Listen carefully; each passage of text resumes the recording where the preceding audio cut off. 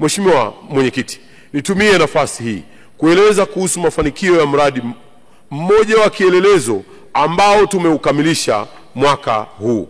Mradi huo ni ujenzi wa daraja la JP Magufuli Kigongo Busisi mkoani Mwanza.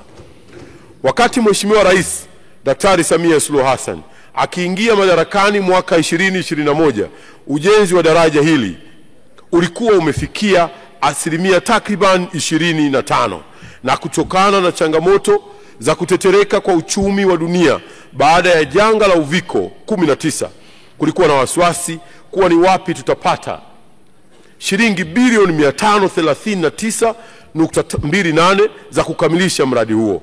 Mheshimiwa Mwenyekiti, naomba kutumia fursa hii kutoa pongezi na shukrani kubwa kwa rais wetu Daktari Samia Suluhu Hassan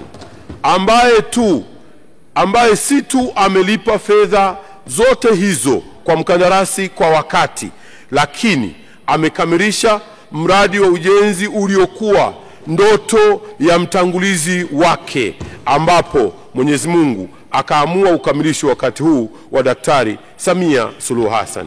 Mheshimiwa Mwenyekiti, naomba kuliarifu Bunge kwamba mradi huo sasa umekamilika kwa asilimia 99, na tayari kwa heshima zote tumemuomba Mheshimiwa Rais Daktari Samia Suluhu Hassan kuwa mgeni rasmi na kusherehekea tukio hili muhimu kwa Watanzania, hususan wananchi wa kanda ya Ziwa, la uzinduzi rasmi wa daraja la John Pombe Magufuli, yaani Kigongo Busisi.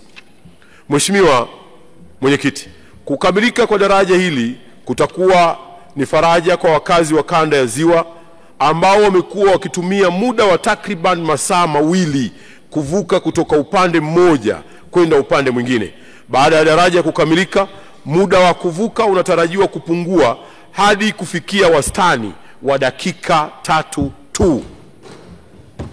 Aidha, daraja hili linategemewa kuongeza shughuli za kiuchumi ndani na nje ya mikoa ya kanda ya Ziwa na hata nchi jirani na taifa letu.